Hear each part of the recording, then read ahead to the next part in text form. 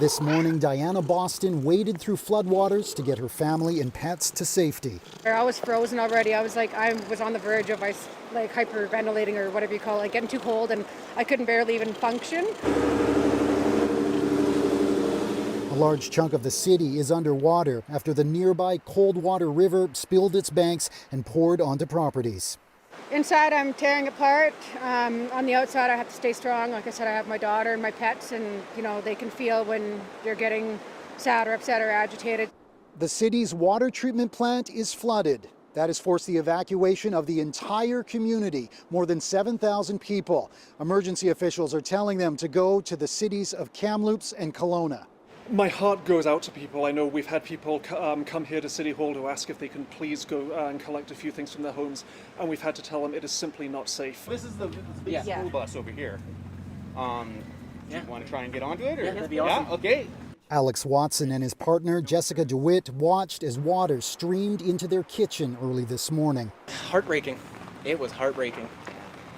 Because you can't do anything about it. Nope, nothing. At least with the fires, we kind of had a chance. You could come out with the hose and try to... That was only 3 months ago, Yeah. And to this extreme, and our house is half gone. This one's Aries. This one is Sophia. They were able to get their 5 cats and some belongings out before water got too high in their home. They are among the thousands getting out of town as fast as they can, not knowing what will be left when they are allowed to return.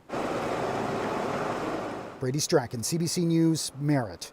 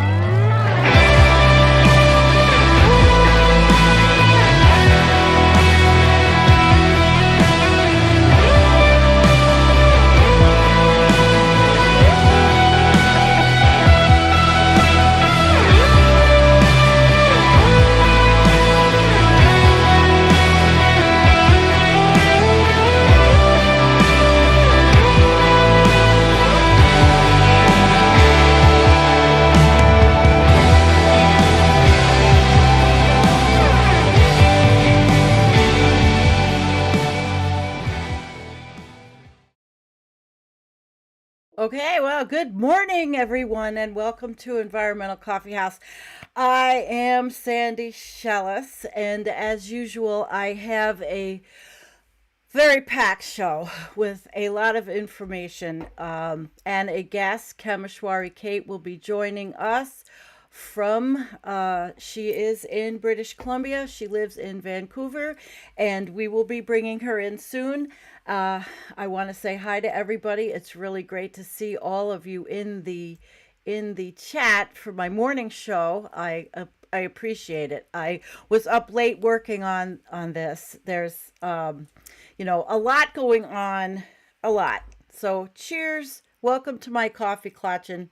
Thank you, Kate, for the cup. This is a different Katie. Thank you and welcome. So I'm going to jump right into this with actually another video. But I'm going to try out something, so I've got to see if I can make this work. I've got a few toys, and the only thing is when you're the only person that runs the show, it is kind of hard. It's kind of different to do this, but to set these things up, but I'm going to do it anyway.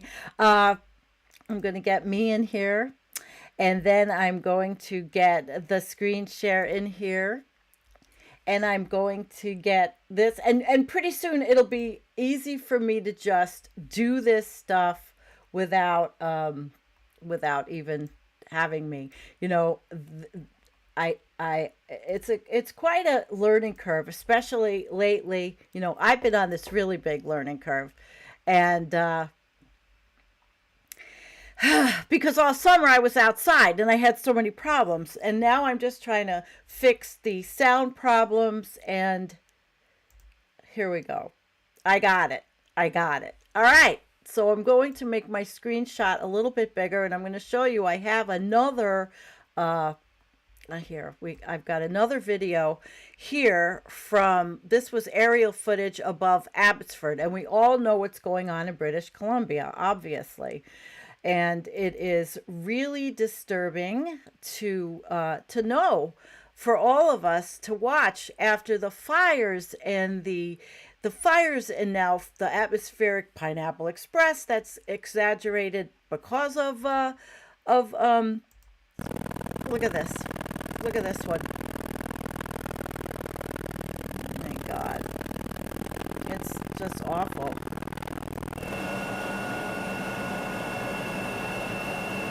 It's awful. And it's all of the livestock that are, look at the farms there that are being affected. This is just really pretty shitty. Really pretty shitty. And I don't know. Sound is A+? Yay. I'm working on it. This software is not very good that comes with the system. Look at that. Don't you, it's like the whole planet, and people just don't want to connect the dots. Connect the dots. Whoops. Connect the dots, guys. Connect the dots. So that was the CBC News, and that was pretty, wild. Canadian news. But I want to start out with an article.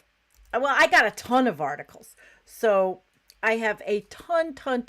We're going to talk about this. I'm not going to read them all. We're going to go through them so you can see what the media is showing about what's going on. And I think I'm going to start with this one. No, that's not working.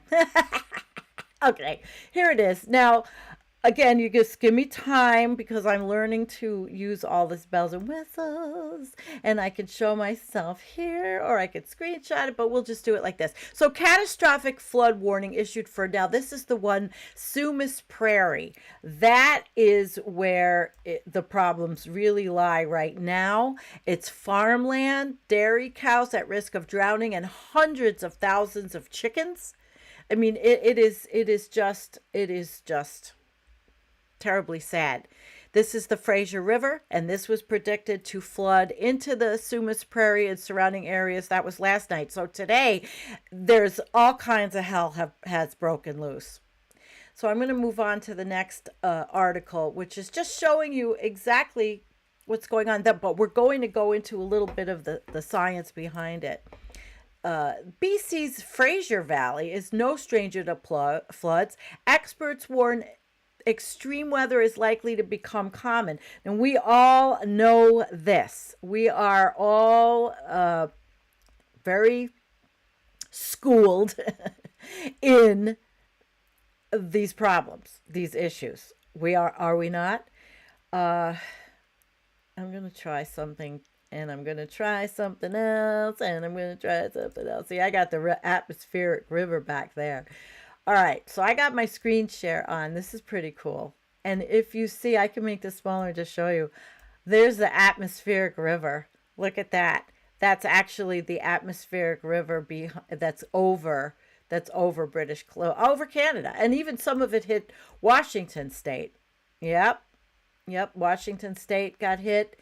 But this is really a British Columbia issue. And after all of these fires and the weather is just, it's not weather. I mean, obviously, it's climate disruption. I have to stop calling it climate change. It's climate disruption. It is what we are doing.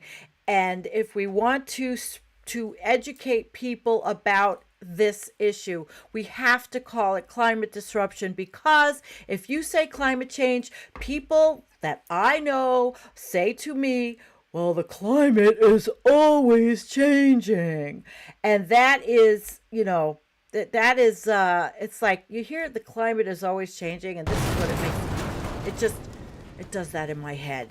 So in order to maybe get a conversation going with someone, it's like you could talk about pollution. It's tangible.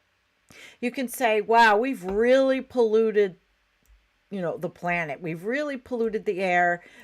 Tangible. You can see where pollution's going. People understand pollution, and they can understand disruption.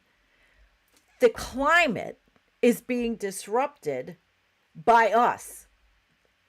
And that is why we are having all the extreme weather events, which are not going to go away. I wish I could make this stupid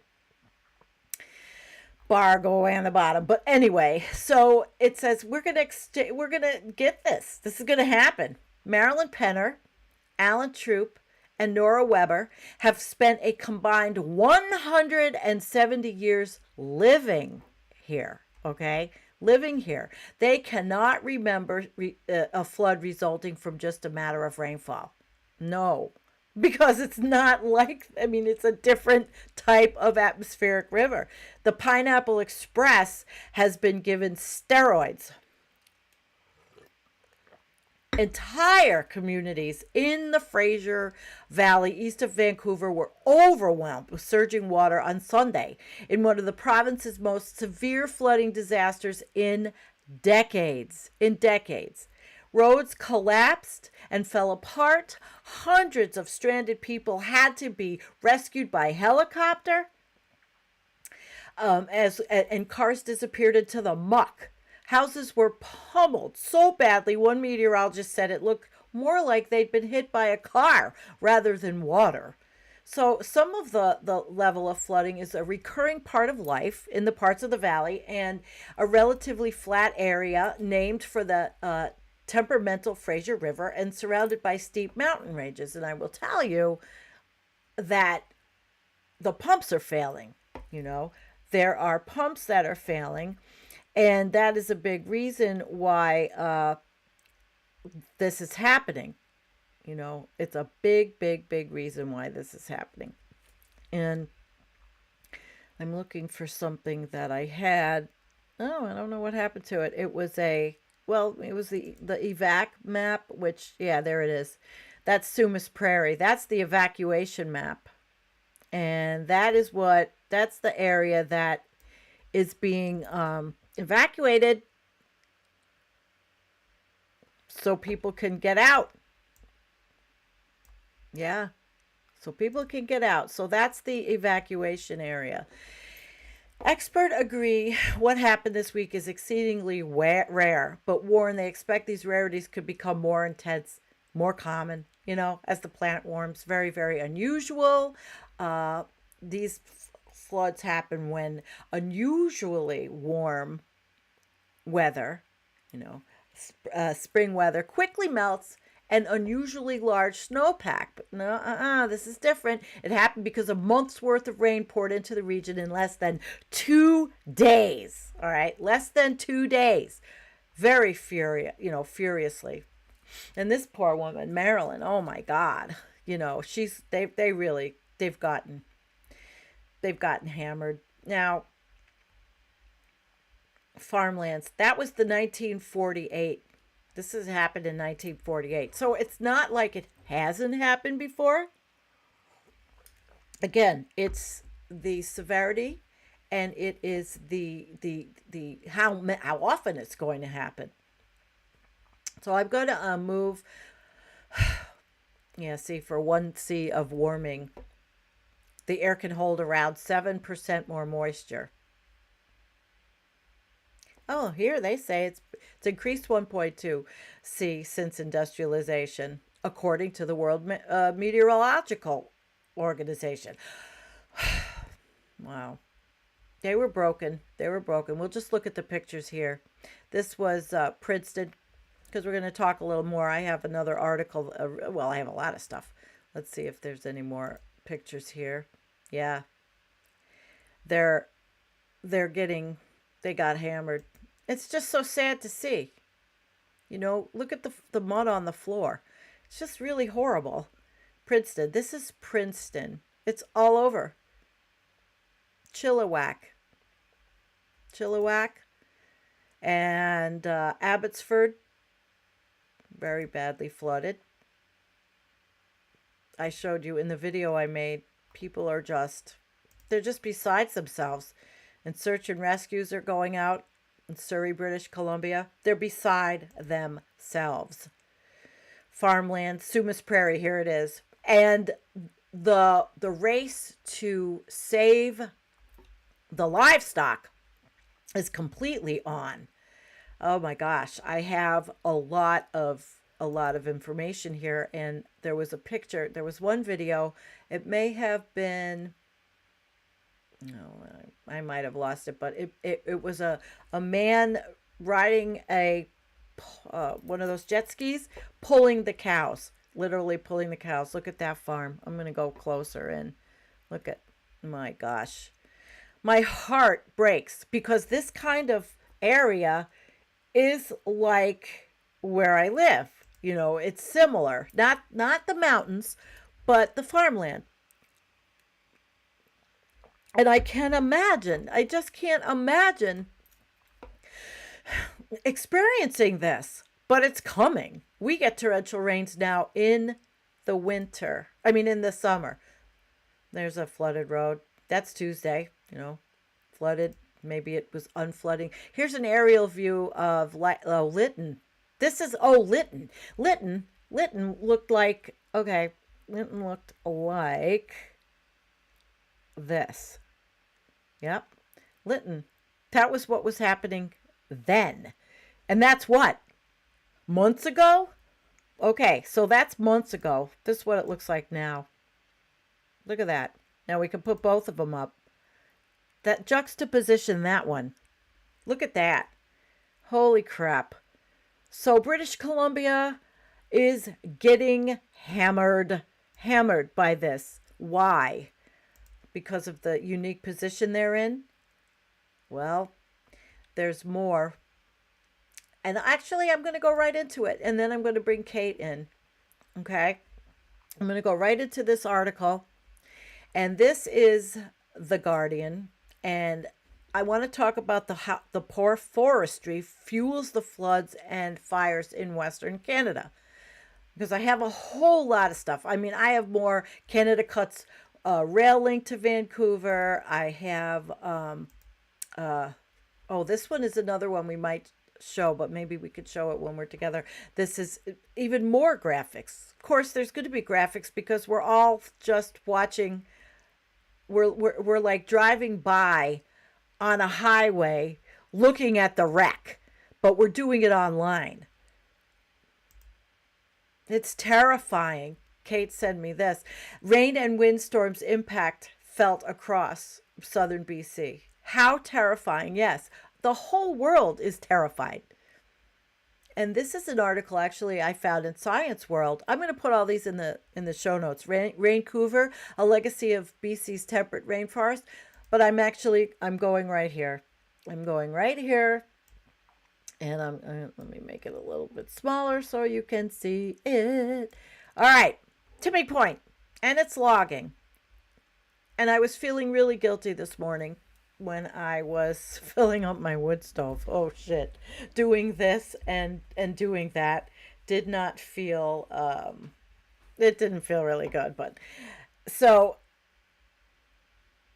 after they grappled, people are grappling with the effects of our climate crisis, our climate disruption. As images of the devastation circulate on social media, experts warn that management of the province's forests will be critical. And I added that into my video, my opening video. It's just this awful feeling of being right and not wanting to be right. This is exactly what the best available science has predicted for years, said Peter Wood. And he's the author of a recent report on the link between clear-cut logging and community safety from the Sierra Club in British Columbia. We know the outcome when you log steep slopes. You reach sort of a tipping point where the forest is no longer able to provide that moderating service of controlling the flow of water. On Tuesday, more residents were forced to flee their homes amid the intermittent landslides and rising water levels. Videos from aerial flyovers showed parts of Abbotsford inundated with floodwaters. Further north, a section of the Coquihalla Highway, one of the province's main road systems, appeared to have been severed. It was severed. Oh my God. Officials say it could be months before this highway can reopen.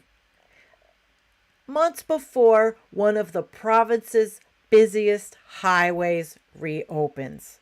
Holy crap. That is like, gets the gong. Rescue teams also began the search for people whose cars may have been buried after a series of mudslides trapped vehicles traveling east of Vancouver. My God. Experts have long cautioned that clear-cut logging affects slope stability, the rate at which water is absorbed into the ground, and the ability to hold the soil. Yep. See? Significant risk to life, guys. This is what's happening. And it's all the life over there. It's not just life.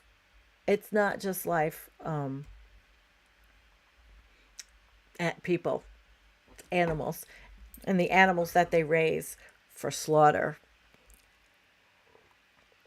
Or milk and eggs and chickens. They said millions upon millions of chickens. And that's going to be a disgusting cleanup. So, without trees, heavy rains can wash large amounts of sediment into the nearby water system, choking creeks and streams and causing them to quickly overflow. Over the last couple of days, I've been looking at areas that have been particularly hard hit, and it happens to coincide with some of the communities that have been logged the heaviest. A lot of that is due to the mountain pine beetle, but nonetheless, the cutting really does affect the amount of water that flows over land. And I think I had read that only 9% of the land there is protected in parks because it's money. But what are you going to do when there's no fucking trees left? What kind of money is that? And that's how I feel here. I mean, I'm cutting, 2 trees, but I still feel guilty about it, especially this. All right. See, there's a clear link between a wildfire happening and the risk of a landslide or debris flow, said Thomas Martin, who is a forester in the province. If you burn a lot of trees, grass, and shrubs, there are fewer living things to intercept the water. It just flows directly off the hill, and fires can make the soil hydrophobic, so the runoff increases even more. The problem for the province isn't just that the fires are getting larger, they're also getting more severe and are burning at higher temperatures. Martin says forecast ecologists have long recommended controlled burns as well as selective logging to thin the forest, allowing larger mature trees to thrive and improving protection against wildfires. And guys, oh my God, some of the pictures I looked at researching this of the trees that were taken down in the old growth, it makes you sick. It does make you sick. There does not seem to be a political will to do what is required. We're talking about a large-scale look at the landscape and how we can adapt our forests to climate change. While forest fires have long been seen as a summer event, the recent flooding has highlighted how interconnected the issues are. You have all these indirect effects on landscapes. Landscapes have now taken out 2 major highways. The entire town of Merritt has flooded, lost its drinking water, been evacuated. Would I have predicted that both our key highways would get absolutely destroyed in this event? No. But I was surprised that it seems like both of these watershed events occurred in wildfires. No. So this guy, no. He's not surprised. He's not surprised. I have one more video before I bring on Kate. And this is just a little bit about the atmospheric rivers.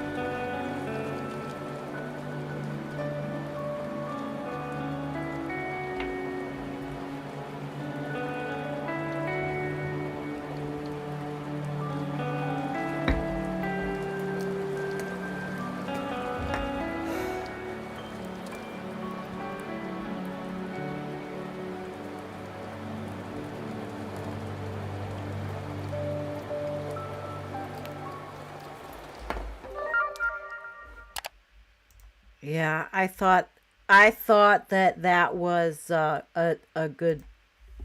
I definitely thought that was a good video. So let me bring myself back on. And okay, here I am. Now, Kate, Kameshwari Kate is going to join us now to talk about what's going on. She lives there. And hi, Cindy Seeley. Hi, Anthony Davis and Naz and CB and Chicken Patty. All of you. Great. Choosy Heretics. Nick Miller. Hi, Nick. Nicholas Miller from Mexico. Bella. Max. All right. This is good. Now we're going to have Kate join us. And we are going to put this in a little thingy majigger here and fix it up. And get Kate in. All right. Let's see. Let's get Kate in. Let me get her to the left. And Kate, are you here? Let's see. Well, I'm in the green room. Yep, she's in the green room. I'm getting her in here. I'm getting rid of this. I'm trying to get fancy. Hi, Kate. How are you? Hello. Hi, hon. Well, I'm well. I'm well, except I stayed up really late playing. I was watching Agenda Free TV. Oh, yes, and me too. I did some other. With you. So, yeah. Well, tell us what's going on up there. Well, first of all, I'm in Vancouver. So, yeah. So I haven't seen a lot of the damage that everybody else is seeing around the other parts of the mainland. It Okay. seems like, but I was in the atmospheric river. It started approximately Friday afternoon, Oh and boy. by Saturday afternoon, it just picked up. And my husband has all these different monitors in his office, and he kept the atmospheric river monitor on, and it was just continuous rain. And Wow. I watched the rain. So starting Saturday afternoon, the rain increased. And usually here in the Pacific Northwest, it just rains and you accept it. It Hmm. rains all winter. But it was continuous, hard pounding, hard driving rain. And what happened, it actually made me nervous because I was thinking, this is a big city. All that water, and there was a lot of water, all that water has to go into the sewer system.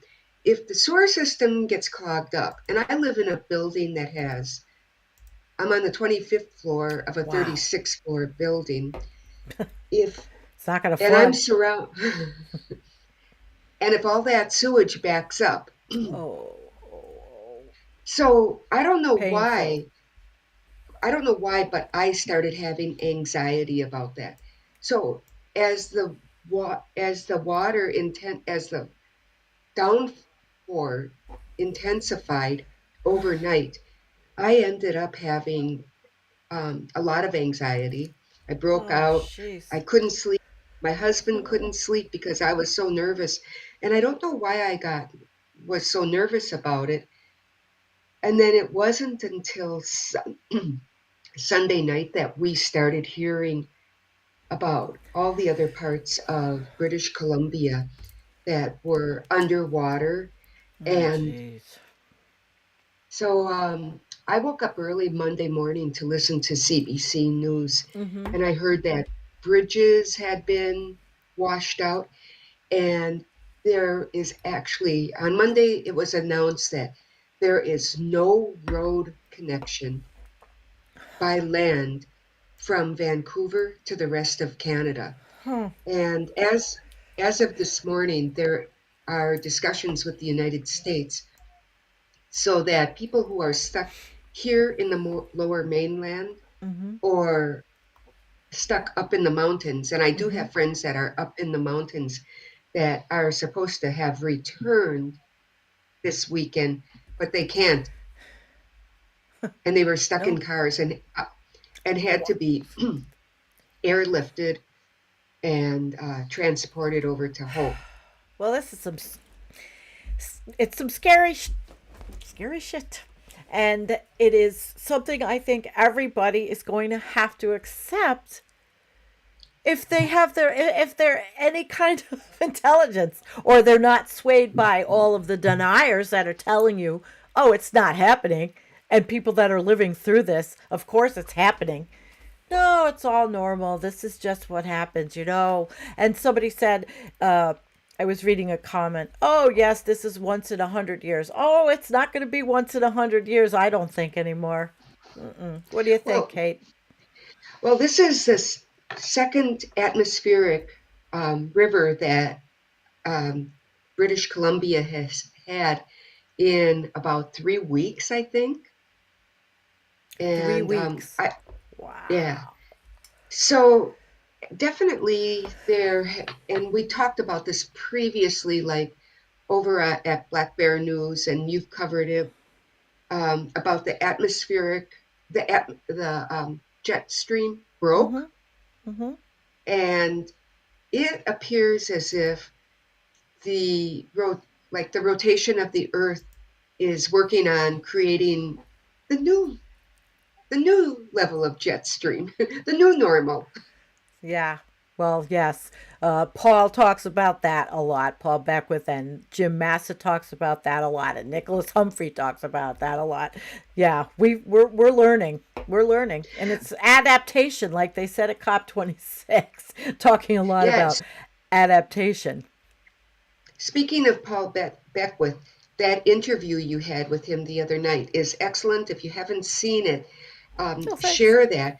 But what I like about Paul Beckwith is breaking down what didn't happen at COP26 with the people who are the influencers of culture, Yes. and I Yeah. think that, and I would like to say they are responsible for greenwashing us, which is what the Paul Beckwith discussion was a lot about.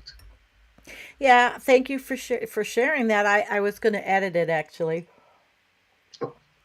and Oh, make it into a video that's more digestible than 2 hours because it was such a long show since Paul was late. But at least I did an intro with the COP 26 information and the speeches and all. But it's been quite a ride. yeah. Before you edit it, if it's still posted, I would Oh, suggest it'll that stay. people watch the unedited one because it's quite intimate, and Oh, I would be afraid that you oh, would edit out some of the more truthful, heartfelt feeling. segments. Yeah. Okay. Thanks. Well, I wouldn't take it down. I would just probably make a new version. But I like that you said that. It made me feel good. Thank you, Kate. That's reinforcing. That's pretty reinforcing. Vecna's with us. Sometimes Paul forgets to breathe. Yes, well, Paul has a lot of information to get out. He sure does. I really enjoy having Paul as a guest. It's very easy. He's extremely easy to to do this with. And so are you, by the way. So are you, by the way. So as we go back into this a little bit, I did find one article about now you because you're talking about being lost, and I had found this article. I don't know if I about the trucking industry working to get around the catastrophic highway closures. And do you think that that's going to be that we're going to have the ability up there to get around this anytime soon? Because this article was saying, this guy said he's got 50, and this is kind of the stuff that they have there, $50,000 worth of ground fish from Vancouver to a pet food processing plant in Edmonton. And so he's freaking out because it's got a shelf life of a certain amount of time. It's got to get to where it's going. And my little kitties have to eat. Yeah, yeah, that shelf life is 6 days. But something, I do have a radio show, and something we Yes. talk about is regularly is having everything you need produced right where you live. Very good. So, and what happens when we produce things far away from where we live?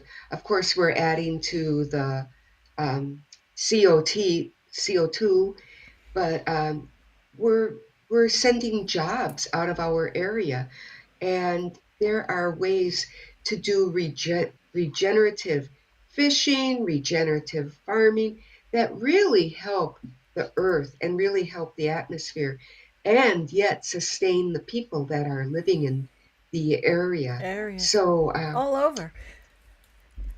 Just like Jim Hightower talked about the other night on the live stream with Tom Philpott, who is actually the agricultural editor for Mother Jones.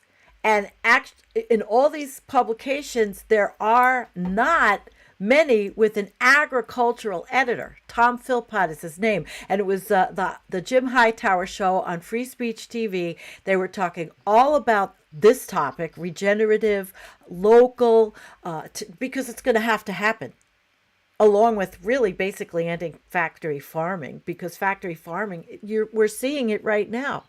With maybe these are not factory farms and they're owned by people, but they've still got a humongous amount of livestock to move. And if they don't move them, they're dead. They'll float out, it's drown, and it is going to be it's going to be the biggest mess to clean up the carcasses. Can you imagine cleaning up millions of chickens? Well, actually, that has happened in Texas with Yeah. where there were mudslides and also with the explosion of the chemical plant, the fertilizer plant Yes. explosion. And I have a friend who works for FEMA, and his crew's specialty is to go in and dig out the bodies of humans Oh that my are, God. I know, he's Well, a, somebody's got to do it, I guess, huh? yeah, and so that's a real job. And, but one of the things that he talked about was the humans that actually are um, enveloped in mud, and the mud goes into their bodies. And just north of Vancouver, up by and north of Lytton, there is a place called Pemberton Mm-hmm. and a beautiful valley called Lillooet, where some of our best apples come from. That place, that area has gone into mudslides, Mm-hmm. and there are reports that there are still people trapped there, and they don't know if um, they will be able to get to all the people that are trapped in mud up in that area. That is really sad. I read about it. I actually used a clip from the logging of that area. It was drone footage showing how much devastation has been done. And it is, when is it going to stop? What's the political will there? What's happening politically to stop any of this or change it? Well, there is a fight uh, with citizens who want to save like the forests, but um, okay. So several years ago, I was camping with my brother-in-law, and we were out along. We were up on Vancouver Island, and we were in a very beautiful area. There were only a few of us campers, and my brother-in-law woke up in the morning and he said, "You know, it's so weird. I don't hear any songbirds. All there are is a few ravens." And so he took out his phone and he had Google World Maps, and he looked, and all around us in the Port Renfrew area, it had all been clear cut. But it seemed like we had the appearance of that we were deep in the forest, but it was completely clear cut, Clear cut. and there Because were they no do sounds. it that way. They do it on purpose. They leave it so you think that there's something in there, and then they go in and just take take it all, take it all, take it Yeah. all. I'm So, sorry. It's not just so British Columbia. the will is in the economy. That's where the will is, and people people here, they don't really fight with each other, but what it is there's like factions of people that want logging and look at it as if we need those jobs. But I'll tell you how much It's logging can you do? you can't. It's finite. It's not infinite. How do these people not understand this? Have there been replanting efforts? I mean, even if you plant, you're not going to get what are we going to wait hundreds of years for the trees to grow back, and then we're Yeah, going to be dead. I mean, yeah. we're collectively going to be extinct. Actually, over on Vancouver Island, where I lived in Nanaimo, I know a tribe, an actual tribe of tree planters, but they're employed by corporations. And just like about 12 blocks from here, over on the east side of Vancouver, there's another tribe of tree planters. And it's grueling work. Those are some really badass, tough people to live in the mud and climb the mountains and plant trees. And but still, they say it's almost a losing battle. And those are all corporate driven jobs. Those are not government jobs. It's not It, like it there's a so awful. seems like it's all a losing battle. And I want to be upbeat, and I want to say, oh my God, the activism's going to work and people are going to wake up.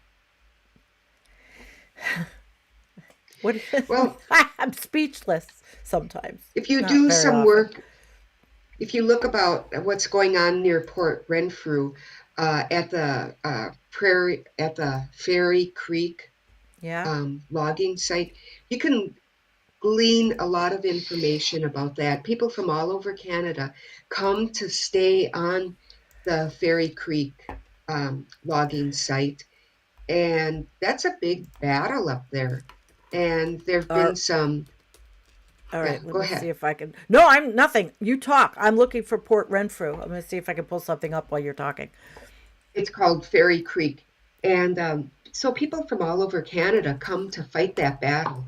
But what's interesting is the RCMP, the Royal Canadian Police, they are hired to remove protesters from the land.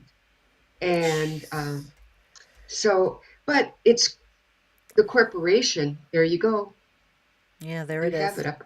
Mm-hmm. So Uh-huh. if you look where Port Renfrew is, so my husband and my brother-in-law and I, we spent time camping there in that area. Mm-hmm. And once we started really driving into the area, we realized just how clear cut everything is. It, Wow. Let's see if we can find any kind of pictures. How if they clear get cut enough, it is. Mm-mm-mm. yeah, if they get enough rain, that whole section will just slide right into the ocean if a big Wow. wave comes. Well, there's a lot of pictures. They are really pretty. If you want to, I don't know if there's a slideshow though. We'll look at a couple of pictures. How beautiful this area is. Wow, it is quite beautiful. Wow, can you see them? I My see it. It's gosh, beautiful. wow. And this is where the fight is. All Yeah, these up in trees. that area. And all the trees. Yeah. Let's see. But Yeah, what they're these are fighting big. for is the very old growth. So trees that are several hundred years old, trees that are like 24 feet in diameter. Yeah. Wow. And you think people it's almost those kind of trees, it's like murder. You're murdering. You're murdering the trees.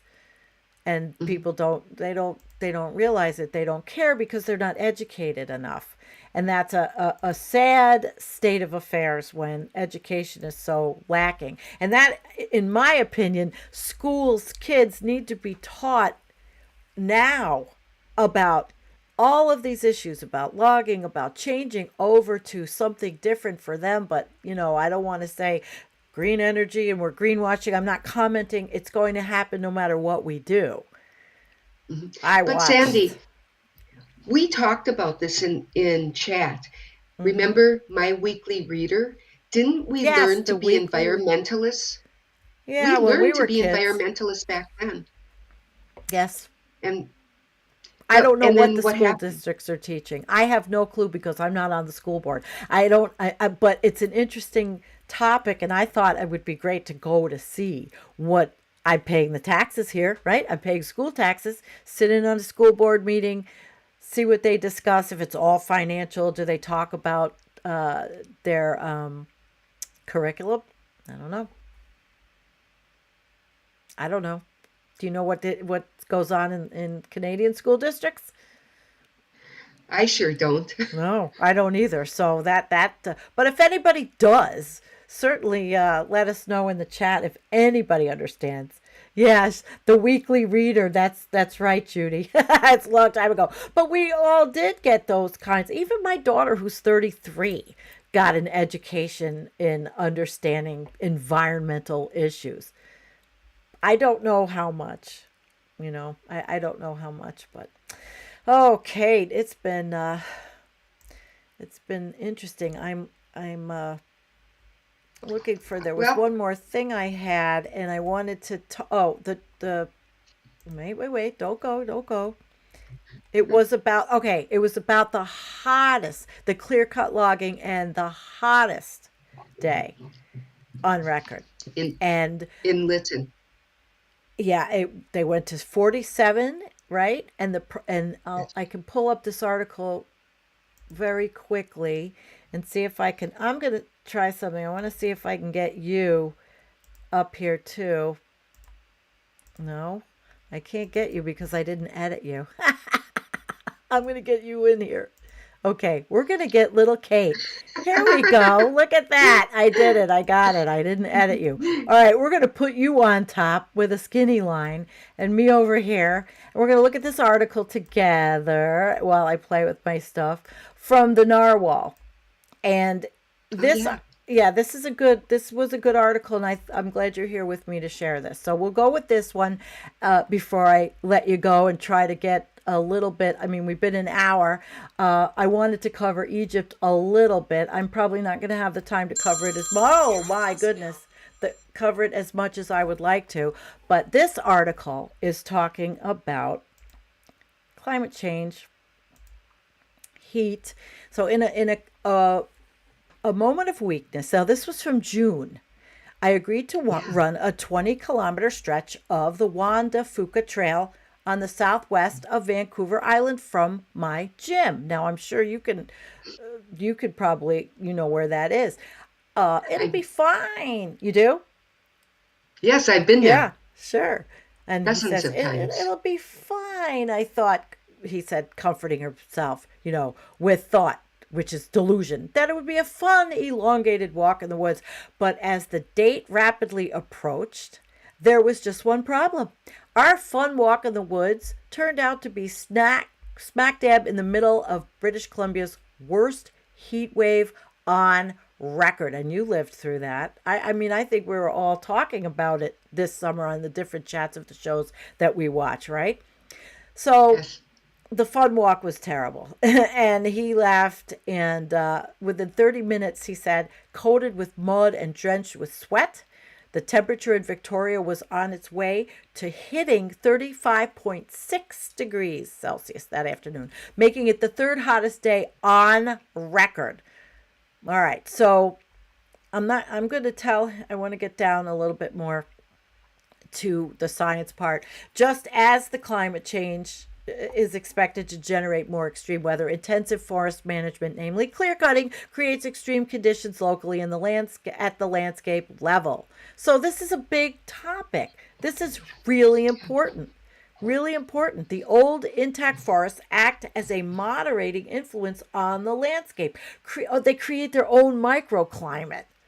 Wow. And it's cooler and wetter year round. The shade it allows for development of a rich understory and soil development, which is so important, which is being talked about. It was being talked about in the chat. So it's a cooling effect too. And these ecosystems provide a refuge during forest fires. The old growth provides almost a Noah's Ark where species will flee to more dense, cooler, wetter, old-growth forest. After a fire, that's what what's available there to regrow the forest comes from these species. So on the flip side, landscapes degraded by industrial logging increase local temperatures and make woody debris more flammable. Doesn't everybody get this in government? These loggers, don't they get this? No, they don't. Maybe they just don't read anything that of science, like the United States, anti-science. In other words, not only do clear cuts result in increased temperatures, they also provide the perfect fuel. And so, of course, this article doesn't go all the way down to the floods that are happening, but they talk about calling for the British, Columbia government to undergo a paradigm shift, how it views its forests. So the Narwhal, if you want to read it, it's a good article. It discusses all of this. I'm going to take you off. Wow, this show's been an hour already. I can't believe it. I appreciate it. I didn't get to cover, but I'm going to cover. I'm going to stay a few more minutes and I'm going to cover the what happened in Egypt. But we could go on and on about British Columbia because it's a tragedy. It's horrible. What's happening is well, I don't know. Kate, is it avoidable anymore? I mean, all of these mitigations and adaptations are not going to Yeah, mean anything. I don't want to be a doomer, but I can say if people would look closer to home and start regenerative agricultural practices and reducing their use of things that come from outside of their area, I'm not saying we could turn it around, but maybe things can do some kind of a shift. Plus, we have to Locally. advocate for things to change. And I think people will be asking for things to change. I haven't been to a supermarket, but I'm intending to go to one probably about 2 o'clock this afternoon. I just want to see what's going on in the supermarket. But I buy from farmers markets, from the farmers that come from up in the mountains and some farmers from Abbotsford area.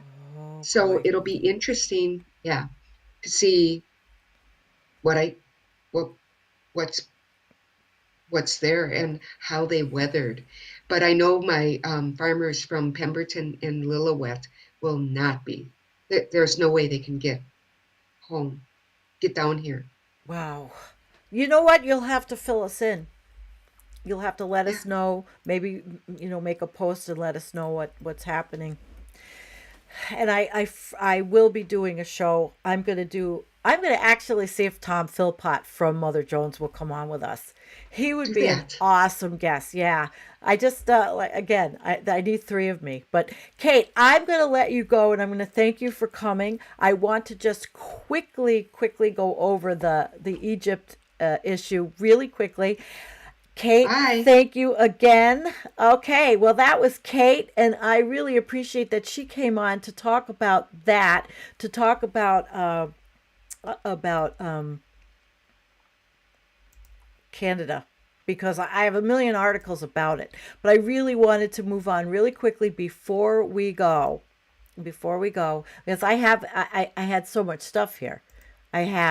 I pulled up a million articles. I mean, after the Guardian one, I have the trucking industry talking about that, the narwhal, which I read.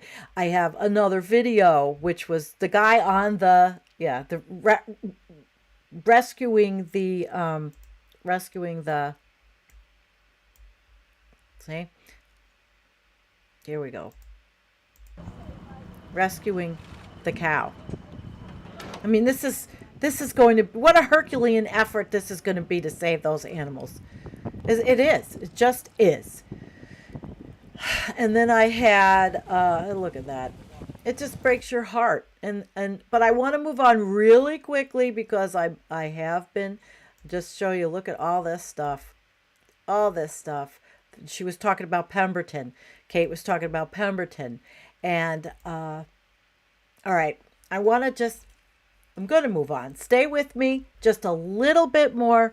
We all know about Egypt, and the reason why I wanted to talk about Egypt and the scorpions and the rains is because COP27 will be in Egypt, and I want to learn more about the country and their temperance. So I'm going to play this for you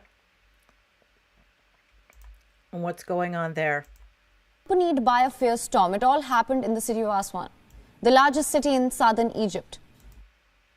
Rain, thunder and flash floods. This drove hundreds of scorpions out of their burrows into the homes of residents. The scorpions stung over 500 people. Now, we've come across stories of wild scorpion attacks, but 500 people getting stung in one night is unheard of. Egyptians are drawing all sorts of parallels. They're comparing it to the biblical plagues. Here's a report. Egypt is a mysterious place. And no, the puzzling pyramids of Giza are not the only reason. What makes Egypt mysterious are also stories like these.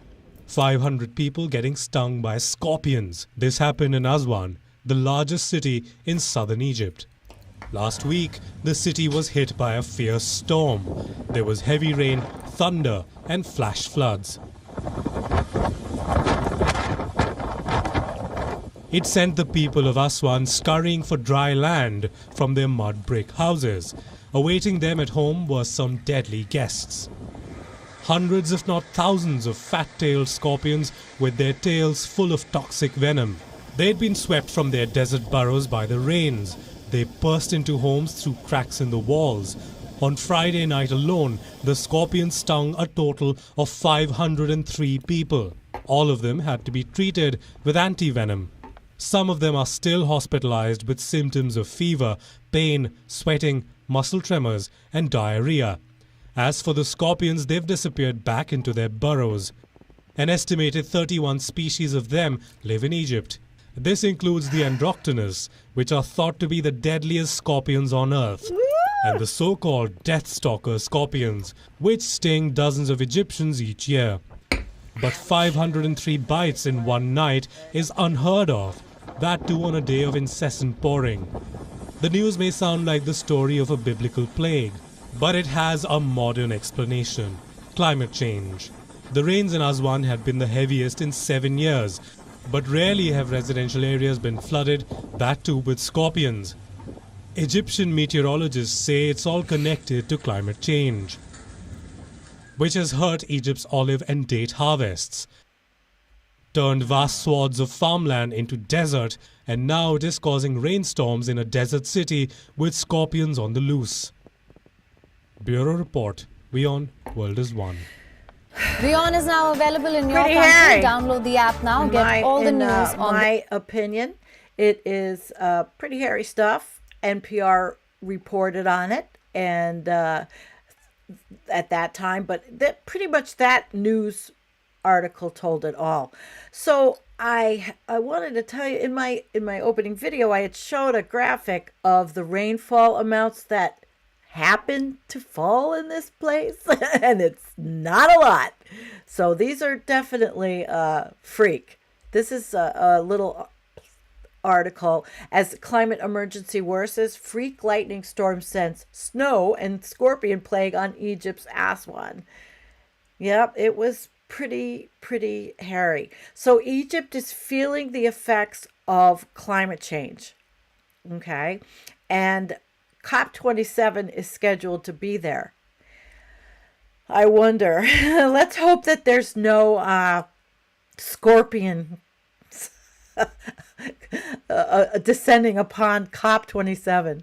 But it was quite crazy. The average high in Egypt is 86 with an average of 61. Not really what you would call snow weather. And the average rainfall in Aswan is 0.0. Yeah, 0.0 millimeters. That is none, zero, zip, zilch, nada.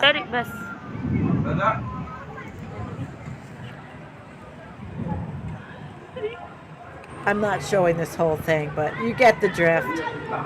You get the drift. It was pretty scary for these people.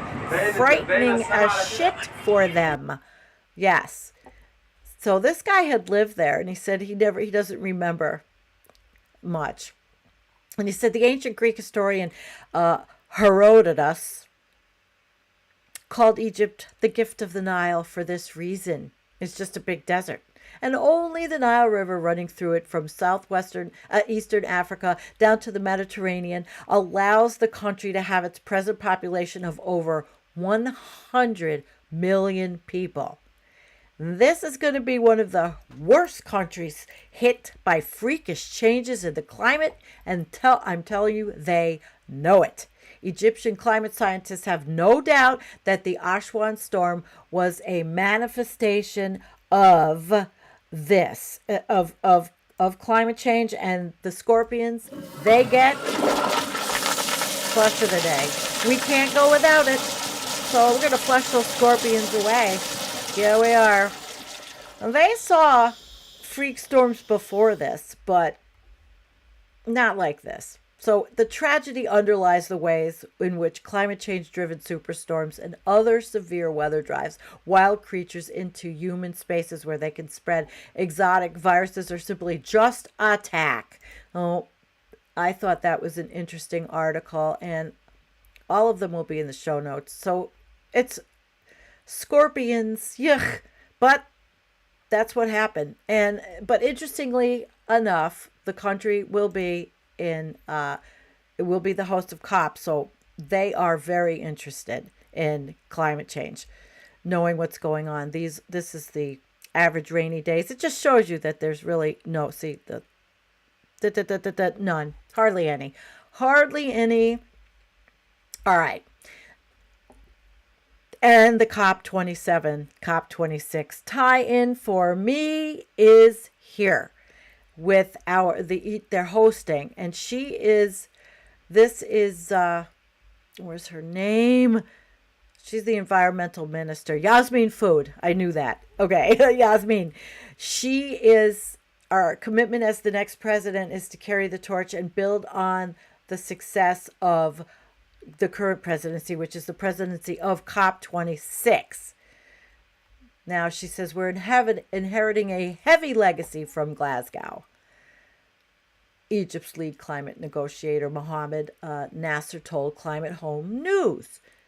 If you look at the decisions coming out of COP26, a lot of follow-up is needed in Egypt. Do you think?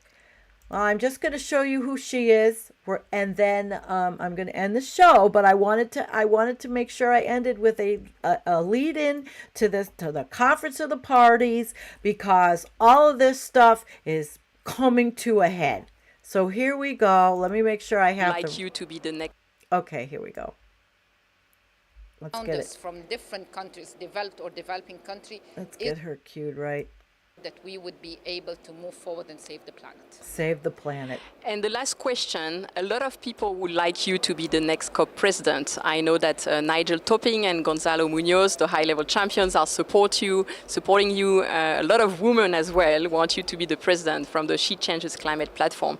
And the UN Secretary General is also very supportive. He's been recognizing your work on finance. If you were the next COP president, what would you do?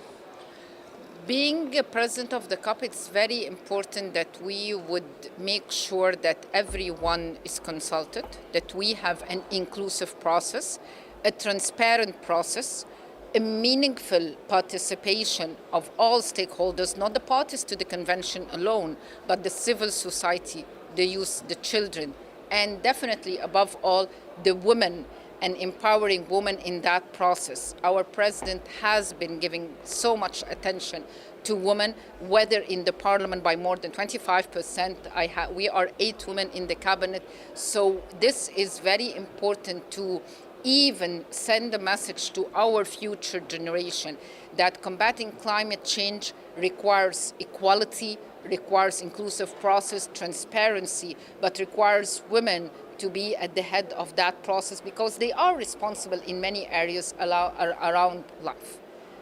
Very inspiring. We wish you a lot of success. All right, there you go. That's what's happening. That is what is happening in climate change news, environmental news. I want to thank you for coming. I'd like you all to check out, of course, I'm going to put it in the Buy Me a Coffee, become a member, because when I do it, when I do a show now, I send out an email. So it reminds you, hey, I'm not putting all this work in. My computer, it crashed last night, my laptop. I can't do this without it. So I have to maintain what I have. But I really do like doing this. I hope you enjoyed this show. I hope you learned something from it. We're interactive. Everything has a connection. The climate is disrupted. We are disrupting it. It's climate disruption. Try to use that term. I'm going to change. I'm going to stick it on things so I don't use climate change anymore, because I do know it doesn't work. It doesn't open anybody's eyes using climate change. Climate disruption. That's what we're in. We're seeing it in British Columbia. We're seeing it in atmospheric rivers that are out of control, worse than they've been. They're going to be more frequent. We're seeing the logging, the overlogging effects. It's everything. It's environmental. It's climate. Humans are destroying the planet exponentially. And I will end with that. Peace out. Thank you. Hello, Olivia Chipperfield, Kameshwari Kate. Thank you so much. Climate disruption, because this is what it is. All right, guys. Peace out. And I will see you Friday night.